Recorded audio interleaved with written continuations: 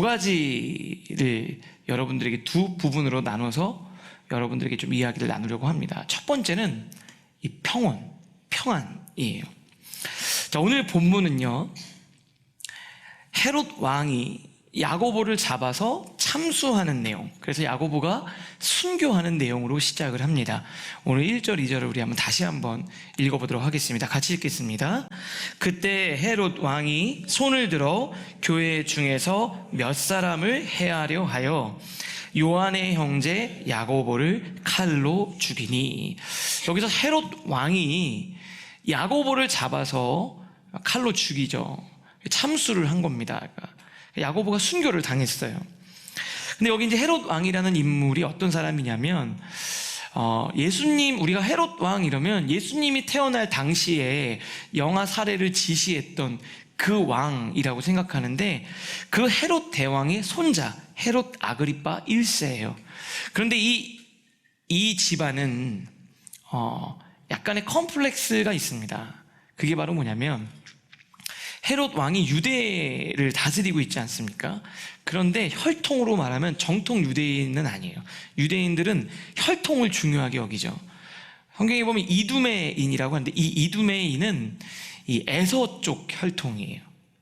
그러니까 옛날에 헤롯 대왕은 왕이 난다, 그럴 때 이제 알러지 반응이 일어난 거죠. 그러니까 로마로부터 신임을 얻어서 그 유대 지역을 다스리고 있는데, 그 유대 지역을 잘 다스려야지만 자기가 로마로부터 이쁨을 받고 누릴 수 있는 걸 누릴 수 있기 때문에, 이들은 정치적으로 유대인들의 여론, 대중들의 그런 니드를 파악하고 민감하게 반응하려고 노력을 많이 했어요. 그래서 정치적으로 유대 사회에 조금 더 좀 인기를 얻는 행동들을 서슴지 않고 했습니다. 그래서 어떻게 했냐면, 여기서 이제 야고보를 잡아다가 죽이려고 하는 거죠. 그래서 야고보를 잡아서 유대인들이 그리스도인들을 싫어한다는 걸 아니까 야고보를 잡아서 참수형에 처했어요. 사람들의 반응과 시선에 따라 움직이는 사람이기 때문에, 정치인이기 때문에 그렇습니다. 이어서 좀 읽어볼게요. 유대인들이 이 일을 기뻐하는 것을 보고, 이렇게 되어 있습니다. 그래서 야고보를 잡아다가 죽인 거죠. 그랬더니 자기가 생각한 것보다 반응이 너무 좋은 거예요. 유대인들이 막 헤롯 왕 잘한다고 막 칭찬하고 지지율이 막 올라가는 거예요. 그러니까 야, 이거 아주 효과가 좋네, 이렇게 생각하고 초대교회의 우두머리격인 베드로를 잡아서 똑같이 처형하려고 생각합니다. 그래서 베드로도 잡으려 할 때 이렇게 된 거죠. 베드로를 잡아다가 베드로도 똑같이 참수를 하려고 한 겁니다. 그런데 그때가 무교절 기간이라 유대인들한테는 굉장히 중요한 절기 기간이었어요. 축제 기간이니까 이때 좀 참수형을 하는 것은, 그래서 여론을 좀 생각하니까 이거 기간이 지나고 하는 게 좋겠다. 그래서 절기가 끝날 때 그 일을 하려고 한 겁니다. 그래서요, 4절 보니까 잡음에 옥에 가두어 군인 4씩 4패에 맡겨 지키고 6월절 후에, 6월절 절기가 다 끝나고 난 후에 백성 앞에 끌어내고자 하더라. 5절 우리 같이 읽겠습니다. 시작. 이에 베드로는 옥에 갇혔고 교회는 그를 위하여 간절히 기도하더라. 헤롯은 탁월한 정치가였죠. 그래서 대중들이 뭘 원하는지 알았고 사람들이 뭐에 열광하는지 알았어요. 그래서요, 베드로를 가두고 이제 6월절 절기가 끝나면 죽이려고 했습니다. 그런데 이 소식이 초대교회 성도들에게 전달이 됐겠죠. 야고보가 잡혀갔을 때도 간절히 기도했겠지만 야고보가 죽었어요. 그리고 베드로마저 잡혀갔어요. 얼마나 무서웠을까요? 그래서 초대교회 성도들이 간절히 하나님께 기도하기 시작했습니다. 여기 보면은 유대인들이 이제 간절히 기도했다, 이렇게 돼 있는데요. 여러분, 이게 기도를 한다는 게 당연한 것처럼 보이지만 실제로 그렇지 않습니다. 여러분 인생에 있어서 그 당연한 것을 잘 꾸준히 하는 것이 실력이에요. 오늘 아침에 우리 예배팀들 같이 기도하면서 우리가 예배자로서 하나님 앞에 서는 것 당연하죠. 열심히 준비했지만 하나님께 내가 예배자로 찬양하는 건 너무 당연하죠. 기도하고 정말 하나님의 은혜를 구하는 건 너무 당연한 일이죠. 그런데 그 당연한 것을 못하는 거예요. 너무 당연해서. 그 당연한 얘기를 하면 식상해해요. 내 인생에 어떤 비법이 딴 데 어디 있을 거라고 생각해요. 그런데요, 하나님께 기도하고 하나님 말씀 붙들고 믿음으로 나가는 것, 그것이 우리가 할 수 있는 유일한 일이지만 어찌 보면 가장 지혜롭고 가장 강력한 일이라는 것을 여러분들이 기억하실 수 있기를 바랍니다. 그래가지고요, 이제 기도를 막 했어요. 그랬더니 어떤 일이 일어났느냐 6절부터 8절까지 또 이어서 한번 볼게요. 헤롯이 잡아내려고 하는 그 전날 밤에, 자, 우리 하나님은 그러면 그냥 빨리 꺼내주시지, 전날 밤이 뭐 내일 아침에 죽는 건데 전날 밤까지. 그런데 정말 우리 하나님은 이 전날 밤에 일하시는, 아직 여러분 전날 밤이 안 와서 해결이 안 된 줄로 믿으시고, 전날 밤에 하나님이 건지실 줄 믿습니다. 저는 이걸 보면서, 야, 하나님이 전날 밤에, 우리 하나님 좀 빨리 해주시면 어때요? 한 3일 전에 꺼내주시고 이렇게 나오면 얼마나 좋아요. 그런데 전날 밤에 반드시 건져주신대. 그게 전날 밤에 베드로가 두 군인 틈에서, 야, 얼마나 삼엄하게 지켰으면은 군인 양쪽에 딱 있는 거예요. 그리고 사슬에 매여서 자는데 파수꾼이 밖에서 옥을 지키고 있는 거예요. 야, 이건 풀려날 가능성이 없죠. 그런데 8절, 우리 한번 8절 같이 읽겠습니다. 시작. 7절 같이 읽을게요. 7절 시작. 호련히 주의 사자가 나타나매 옥중에 광채가 빛나며 또 베드로의 옆구리를 쳐 깨워 이르되 급히 일어나라 하니 쇠사슬이 그의 손에서 벗어지더라. 이거 잘 보면 이게 그냥 보는 게 아니라 이게 참 재밌어요. 호련히 주의 사자, 천사가 나타났는데 광채가 났대요. 광채가 그냥 뭐 형광등 켜는 거 이 정도가 아니에요. 빛이 엄청 밝은 거예요. 근데 베드로가 자고 있어. 그랬더니 어떻게 했대요? 베드로를, 야, 일어나. 옆구리를 쳐가지고 깨운 거예요. 일어나. 지금 나 천사야. 나 지금 너 구해주려고 그래. 야, 얼마나 하나님이 평온함을 주셨으면. 네, 요즘 불면증에 시달리시는 분들 많이 계시죠? 네, 웬만하면 잠을 못 자는데 오늘 웬만하면 깨지 않는 이 베드로 같은 은혜가 있기를 주님의 이름으로 축복합니다. 웬만하면 안 깨는 은혜가 있기를 바래요. 그 옆구리를 쳐가지고 툭툭 쳐가지고, 야, 일어나 좀 베드로야. 그래가지고 베드로가 일어나니까 일어나자마자 쇠사슬이 싹 벗겨지는 거예요. 그리고 천사가 이렇게 얘기하는 거예요. 띠를 띠고 신을 신고 따라와라. 그러니까 베드로가 막 비몽사몽간에 이렇게 하는 거예요. 그리고 겉옷을 입고 따라오라 그래서 이렇게 좀 따라 나가게 되는 겁니다.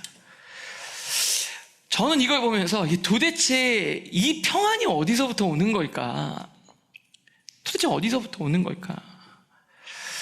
그냥 죽을 거라고 내가 그냥 예상해서 자포자기해서 그런 걸까요? 여러분, 이게 그냥 오는 게 아닙니다. 여러분, 만약에 내일 죽는다고 하면 다 포기하면 잠이 올까요? 사형수들이 내일 죽는 날 제일 잠을 잘 잘까요? 그렇지 않아요. 밤을 셉니다. 그러면서 밤에 자면서도 무서워서 막 그런데요. 뭐 오줌도 싸고 막 그런다고 하잖아요. 막 끌려가면서. 여러분, 이게 그냥 오는 게 아니에요. 베드로가 나중에 정말 힘들고 어려운 이 초대교회 핍박받는 성도들에게 베드로후서에서 이렇게 편지를 쓰면서 이 비교를 얘기합니다. 이거 베드로가 고백하는 거예요. 나중에 베드로서 1장 2절 말씀 우리 한번 같이 크게 읽겠습니다. 시작.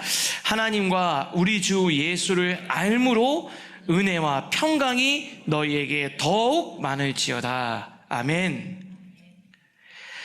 하나님과 예수님을 알므로 이렇게 돼 있어요.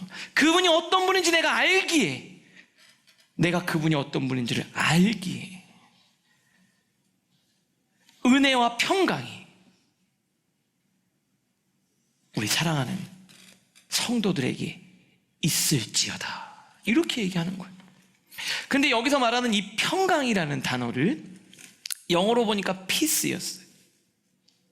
그리고 헬라어로는 에이레네라는 헬라어를 쓰고 있습니다. 그러면 이 헬라어 에이레네, 이 평안, 평강이라고 얘기하는 이 피스, 에이레네, 이 평안이 어디로부터 오는 거냐? 월터 스토프 학자는요, 이거를 바른 관계에서부터 출발합니다. 하나님과의 바른 관계. 하나님과의 바른 관계. 베드로가 무던한 성격이어서 그런 게 아니고요, 하나님과 연결되어져 있었던 거예요. 하나님이 어떤 분인지 알았고, 그분은 가장 선한 길로 인도하실 걸 믿었고, 하나님이 너 여기까지 사역해, 그러면 그게 하나님의 놀라운 계획 가운데 있음을 신뢰했기 때문에 하나님이 어떤 분인지를 믿고 그분을 알았기 때문에, 하나님과 연결되어졌기 때문에 평안할 수 있었다는 거예요. 어떤 상황이 정리되어야지만 그런 게 아니에요. 불안한 사람은 늘 불안해요. 사업이 안 될 때 불안해요. 힘들어. 근데 되면 불안해요. 왜 그런 줄 아세요? 이게 또 언제 안 될까 봐 불안한 거예요. 여러분, 그거 상황으로부터 오는 게 아닙니다. 그 하나님을 내가 알고 그 하나님과 내가 영적으로 연결되어져 있을 때, 주 예수를 알므로 은혜와 평강이 더욱 많을지어다. 어떻게 이렇게 얘기할 수 있었을까요? 베드로 스스로가 그걸 경험한 거예요. 오늘 우리 하나님께 다 연결되어져서 하나님이 주시는 평안, 에이레네, 샬롬이 우리 성도님들에게 다 주어질 수 있기를 주님의 이름으로 축복합니다. 그러니까 어떤 상황에서도 이게 흔들리지 않는 거예요. 이게 다 자포자기해서 잠을 잘 수 있는 게 아닙니다. 하나님을 신뢰하는 거예요. 하나님을 믿는 거예요. 우리 이어서 9절, 10절, 11절 또 이어서 한번 읽어보도록 하겠습니다. 우리 같이 한번 읽을까요? 시작. 베드로가 나와서 따라갈새 천사가 하는 것이 생시인 줄 알지 못하고 환상을 보는가 아니라, 이에 첫째와 둘째 파수를 지나 시내로 통한 세문에 이르니 문이 저절로 열리는지라. 나와서 한 거리를 지나매 천사가 곧 떠나더라. 이에 베드로가 정신이 들어 이르되, 내가 이제야 참으로 주께서 그의 천사를 보내어 나를 헤롯의 손과 유대 백성의 모든 기대에서 벗어나게 하신 줄 알겠노라 하여. 그러니까 막 따라가는데요, 막 첫째 파수, 이게 보초병인데 그냥 지나가는 거예요. 어떻게 했는지 하나님 모르겠어요. 눈을 가리셨는지 어떻게 했는지. 그래가지고 정말 다 문이 저절로 열리는 거예요. 그리고 시내 한복판에 탁 나와서야 이제서야 하나님이 나를 구원하신 게 깨달아진 거예요. 베드로는 하나님께 다 맡겼어요. 살려주시면 내가 최선을 다해서 살고, 그렇지 않으면 내가 거기까지. 모든 것을 하나님께 맡기는, 하나님과 연결되어져 있기 때문에 그런 거예요. 그래서 베드로가 성도들이 모여서 기도하는 그곳으로 돌아가서 하나님이 자신을 구원하셨음을 알리는 거예요. 저는 우리 성도님들이 정말 오늘 하나님과 다 예배 때 연결되셔서 세상을 여러분 생각해 보세요. 사업을 하건 일을 하건 막 공부하고 알아보고 어느 쪽으로 가는 게 좋을지, 어떻게 해야지 잘 될지, 이런 거 공부하면 여러분 어때요? 마음이 평안해지세요? 막 조급해지세요? 두려워지세요? 그리고 그거 막 했는데 공부하면 할수록, 알면 알수록, 연구하면 연구할수록, 사람들에게 조언 들으면 들을수록 더 헷갈려요. 그래 놓고서 결국 어떻게 하는 줄 아세요? 에이 모르겠다, 공부도 안 해도 하는 결정을 내리잖아요. 여러분, 그 시간에 하나님께 기도하세요.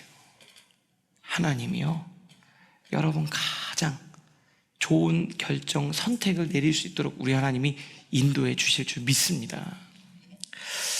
두 번째, 여러분들과 조금 더 나누고 싶은 것은 프레이어. 어떤 내가 기도를 해야 되는가? 이걸 보면은 그럼 목사님 어차피 살리시고 그냥 뭐 죽고 이거는 그냥 하나님이 결정하실 거면은 하나님이 다 알아서 하시면 우리가 굳이 기도할 필요가 있을까요? 이런 생각이 들죠. 간절히 성도들이 기도했다고 하는데, 목사님 맨날 기도하라고 하는데, 초대교회 성도들 간절히 기도했다고 하는데 도대체 그게 무슨 의미가 있을까요? 이런 생각이 듭니다. 왜 기도해야 됩니까? 그 답을 오늘 본문 속에서 여러분들과 조금 생각해 보려고 해요. 아까 5절 말씀 보니까 이렇게 돼 있죠. 교회는 그를 위하여 간절히 하나님께 기도했다. 하나님께 막 이 문제를 놓고 간절히 기도한 거예요. 그럼 도대체 이 간절히 기도한 내용이 뭐냐? 제가 여러분에게 4장에서 말씀드릴 때 이 부분을 한번 말씀드렸어요. 초대교회 성도들이 기도할 때 어떤 기도를 했냐? 도대체 이들은 어떤 기도를 했길래 이러한 삶의 평온을 가질 수 있었는가? 이들의 기도의 내용이 뭔가? 이건 너무 중요한 거예요. 한번 4장의 이야기를 거슬러서 좀 생각해 보려고 합니다. 4장에 보면요, 성전 미문 안진뱅이를 베드로와 요한이 일으킵니다. 이것 때문에 난리가 나요.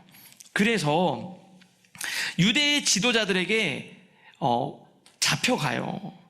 그리고 매질을 당하죠. 매질을 당하고 위협을 당합니다. 다시는 예수 그리스도 전하지 말라. 그때 베드로가 내가 사람에게 좋게 하랴 하나님께 좋게 하랴, 나 사람의 기쁨을 구하지 않겠다, 나 사람들이 원하는 게 아니라 하나님이 원하시는 삶을 살겠다, 이렇게 얘기를 하면서 당당하게 얘기하죠. 근데 그때 베드로가 풀려나서 같이 성도들에게 어떤 일이 일어났고 사람들이 뭐라고 얘기했는지 얘기한 거예요. 여러분, 우리가 막 찬양하고 그러는데 옆에서 좀 조용히 좀 하라고 그럼 우리가 다 입만 이러고 박수. 교회 오면은 모이면 예배 드리면 막 잡아간다 그러고 막 회사에서 월급 줄인다 그러고 막 이렇게 얘기하면 어떡하죠? 목사님 오늘부터 좀 나오기 힘들 겁니다, 이렇게. 그게 아니라 이 문제를 놓고 어떻게 기도했냐, 이런 거예요. 지금 우리가 이렇게 위협을 당하고 있는데 어떻게 할까요? 그때 모여서 함께 드린 기도 제목이 있어요. 사도행전 4장 29절부터 31절인데 잘 보세요. 주여 이제도 그들의 위협함을 굽어보시고, 그들이 위협하고 있는 것을 하나님 굽어보시고 바라봐 주시고, 그 다음 너무 중요하죠. 또 종들로 하여금, 우리들로 하여금 담대히 하나님 말씀을 전하게 하여 주시옵소서. 우리가 하나님 말씀 지금 전하기가 힘든데 쟤네들 없애달라는 게 아니라, 하나님 저희가 담대하게 주눅들지 않고 하나님 말씀을 선포하게 해주세요, 이렇게 기도한 겁니다. 그러면서 30절, 손을 내밀어 병을 낫게 하시옵고 표적과 기사가 거룩한 종 예수의 이름으로 이루어지게 하옵소서 하더라. 하나님의 능력이 더 강력하게 나타나게 해주세요. 이것 때문에 우리가 하는 일이, 사역이, 전도가, 내 신앙이 약해지지 않게 해주세요. 그러면서 31절 같이 읽겠습니다. 시작. 빌기를 다음에 모인 곳이 진동하더니 무리가 다 성령이 충만하여 담대히 하나님의 말씀을 전하니라. 무슨 기도했다고요? 우리 겁먹지 않게 해주세요. 담대히 하나님 말씀 증거하게 해주세요. 이런 상황에 내 신앙이 흔들리지 않게 해주세요. 그렇게 막 기도하는데 성령이 임하면서 그들의 마음에 담대함이 생겼어요. 위협을 없애달라는 게 아니라 그 위협이 여전히 있을지라도, 하나님이 그 위협을 제거해 주시지 않아도 내가 실망하지 않게 해주세요. 하나님 제 기도 응답되지 않아도 내 믿음은 흔들리지 않게 해주세요. 하나님 신뢰하고 믿음으로 그 길을 걷게 해주세요.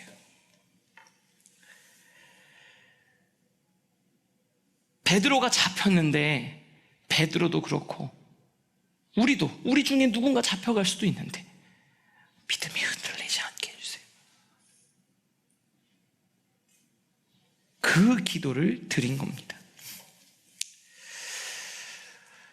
내 삶의 어떤 변화를 위해서 기도했지만, 하나님 하나님, 제 기도가 응답되지 않고 그게 늦어지고 오래 걸려도 오늘 하루를 살 힘을 주세요. 기도 포기하지 않게 해주세요. 주님 떠나지 않게 해주세요. 예배 자리 지키게 해주세요. 그렇게 기도했다는 겁니다. 사도 바울 고백이 있어요. 빌립보서 4장 13절, 우리가 정말 좋아하는 거죠. 같이 한번 읽어볼까요? 시작. 내게 능력 주시는 자 안에서 내가 모든 것을 할 수 있느니라. 이렇게 보면 막 내가 슈퍼맨이 된 것 같은 느낌이 들죠. 안 힘들고 막 에너지가 나와서 그냥 전혀 힘들지 않게 내가 모든 것을 할 수 있을 거라고 생각해요. 그런데 그게 아니에요. 이거 그렇게 가볍게 나온 의미가 아닙니다. 내가 원하는 것을 다 할 수 있다, 그게 아니에요. 어떤 맥락에서 나왔는지가 너무 중요해요. 그 앞에 있는 구절은 이렇게 되어 있습니다. 내가 궁핍함으로 말하는 것이 아니다. 나 지금 돈 없다고, 내가 어렵다고, 나 이렇게 그냥 스스로 자위하면서 자포자기해서 이런 말 하는 거 아니다. 내가 이제 앞으로 내 인생에 잘 될 것 같은 가망성이 없으니까 나 스스로를 위로하려고 하는 얘기 아니다. 나는 어떠한 형편이든지 자족, 그 안에서 하나님의 의미를 발견하고 내 신앙을 지킬 수 있는 법을 나는 배웠다. 난 훈련했다. 나는 비천에 처할 줄도 알고 풍부에 처할 줄도 알아. 모든 일에 배부름과 배고픔과 풍부와 궁핍에도 처할 줄 아는 일체의 비결을 배웠다. 여러분, 일이 안 되니까 나는 괜찮다라고 말하는 게 아니라는 거예요. 나는 없을 때도 있어 봤고 있어 볼 때도 있었지만 그때마다 하나님 앞에 어떠한 형태든 살아낼 준비가 되어져 있다. 풍족한 여건 속에서 나 교만하지 않고 이거 없으면 안 됩니다 매달리거나 집착하지도 않는다. 비천할 때 비굴하지 않다. 스스로 작아지지 않았다. 그걸 배워서 몸에 익혔다라는 거예요. 그 상황을 받아들이고 거기서 평안을 누리는 법을 익혔다라는 거예요. 놀랍습니다, 여러분. 내가 원하지 않는 상황 속에 나를 머무르게 할 수 있는 법, 경계에 머무르는 법을 배웠다라는 거예요.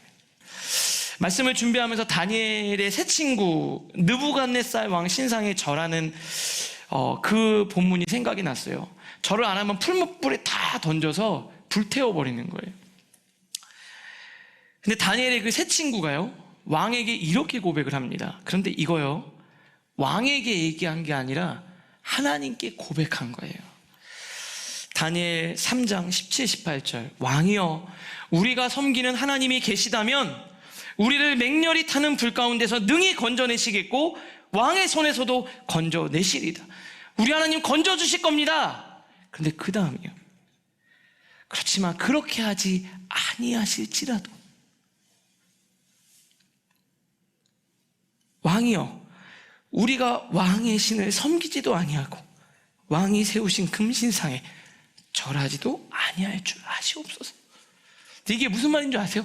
하나님, 우리 신실하신 하나님이 저를 지켜주실 거 저는 믿습니다. 그런데 하나님이 그렇게 하지 않으셔도 저는 끝까지 하나님 사랑하고 세상과 타협하지 않고 살아가겠습니다. 우리 가정 지켜주실 걸 믿습니다.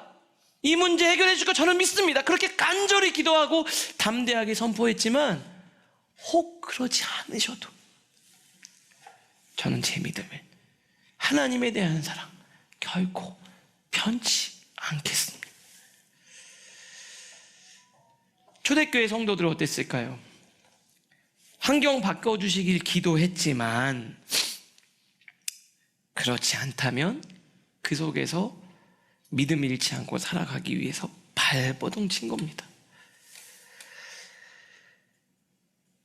벗어나려고 경계를 지키면서 벗어나려고 애쓰지 않았고요, 그 안에 머물려고 그랬습니다. 우리 성도님들에게 필요한 건 오늘을 충실히 살아갈 힘인 것 같습니다. 오늘 하나님 앞에 기도하다가 이 평안이, 그리고 그 간절한 기도가 다시 회복되는 은혜가 있기를 주님의 이름으로 축복합니다.